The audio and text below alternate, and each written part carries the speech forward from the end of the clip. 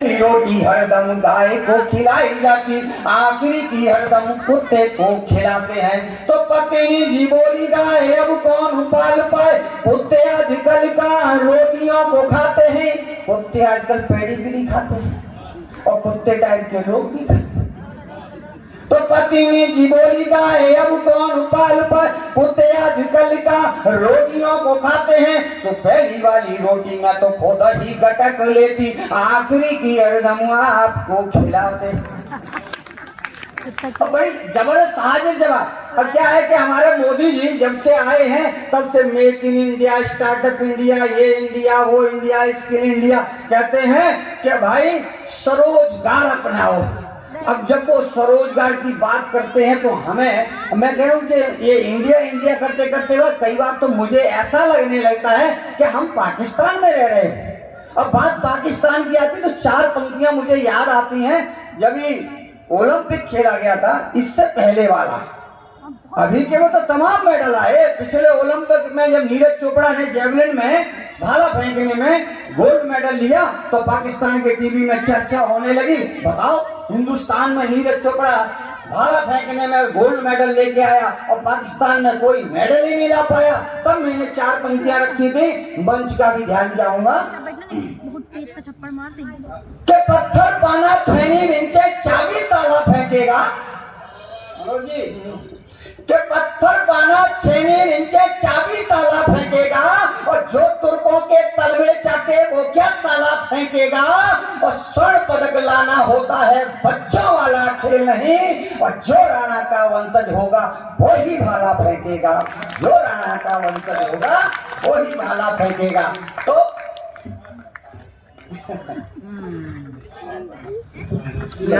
तो ऐसी स्थितियां हो जाती हैं। तो हमारे मोदी जी कहते हैं कि स्वरोजगार अपनाओ। तो मैंने सोचा कि स्वरोजगार कर लूं भाई, नौकरी करते करते परेशान हो गया। तो मैंने अपने सलाहकार से सलाह मांगी। देखिएगा सलाह कैसी मिली कि एक रोज पत्नी से मैंने यूं ही बोल दिया, होती नहीं नौकरी है देख मान जाइए। नौकरी कर पाना आसान काम नहीं, जो कर रहे होंगे उनको पता होगा कैसे कर पाते। कि एक रोज पत्नी से मैंने यूं ही बोल दिया, होती नहीं नौकरी है देख मान जाइए। और पूंजी भी लगे ना ज्यादा, प्रॉफिट हो ठीक ठाक, ऐसा कोई रोजगार सोच के बताइए। तो पत्नी जी बोली रोजगार तेरे बस का न। पत्नी को पता होगा तुम्हारी औकात क्या है। कि पत्नी जी बोली रोजगार तेरे बस का न, दाम जो लगा दिए तो वापस न पाइए। और सबसे है सस्ता काम, हाथ में कटोरा थाम, सड़क किनारे बैठे झुंझुना बजाए। झुंझुना पकड़ा दिया। अब क्या है कि कुछ लोग सोचते हैं कि अरे भगवान माला दे रहे हो। कुछ लोग सोचते हैं कि पत्नी ही हाजिर जवाब।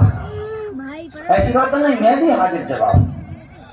एक दिन पत्नी ने मुझसे अंतरराष्ट्रीय कहा कि अब पुणे में कोई कोई बिन रोए रोई रोई, ममता का वो जुड़ा स्वभाव लगती हो तुम। ममता बनर्जी के चेहरे पे कभी आपने स्वभाव नहीं देखा होगा। कि अब पुणे में कोई कोई बिन रोए रोई रोई, ममता का उजड़ा स्वभाव लगती हो तुम। और बिन धारा वाला तेल रोज रोज नया खेल, केजरी का बदला हिसाब लगती हो तुम। तो कभी से तो कभी माँ तो कभी हाथी कभी हाथ, मोदी जी पे वोट का दबाव लगती हो तुम। कभी से तो कभी माँ तो कभी हाथी कभी हाथ, मोदी जी पे वोट का दबाव लगती हो तुम। और रस भी चुपैना जैसी और शिवसेना जैसी, मुझको तो हटी मैं कबाव लगती हो तुम। अब पत्नी बड़ी भोली कहती नहीं सही बताओ कैसी लग रही हो। तो मैंने दूसरा प्रयास किया। मैंने कहा कि तेरे लिए लगा हुआ रात दिन लाइन में नोटबंदी बीच फंसे कैस जैसी लगती। जिसके नोटबंदी में कैश फंस गए उनका हाल उनको पता।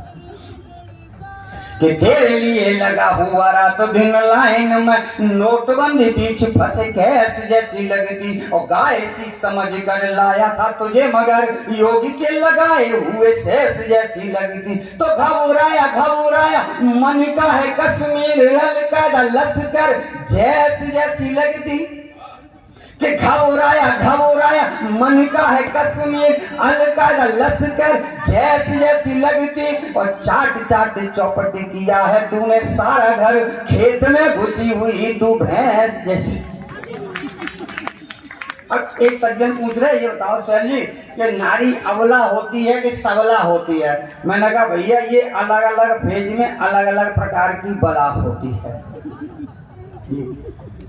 पीछे वेटिंग जी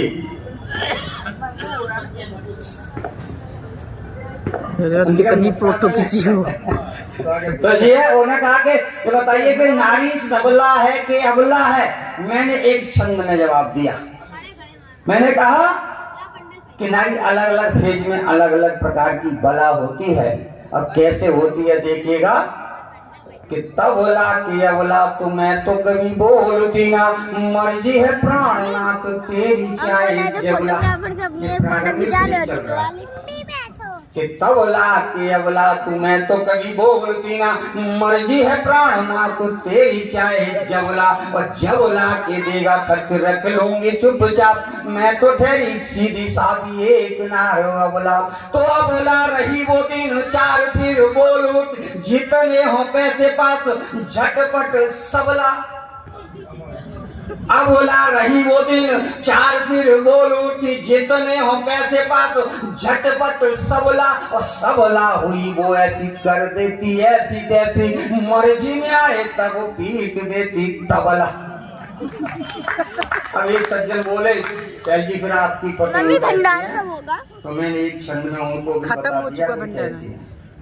मैंने कहा पत्नी बोरा ने उठ करती बवाल ने तो फेंक दी है लोटा थाली, फोड़ती है मथनी याले सिल बटना से पीस देती चटनी। और चटनी बनाती कभी पांव से कुचल कर, ढील डोल भारों में सांच माच हथनी।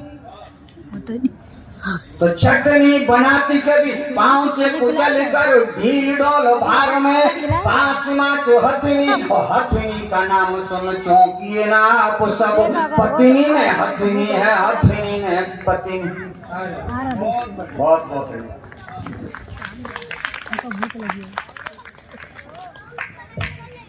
सही से बैठो।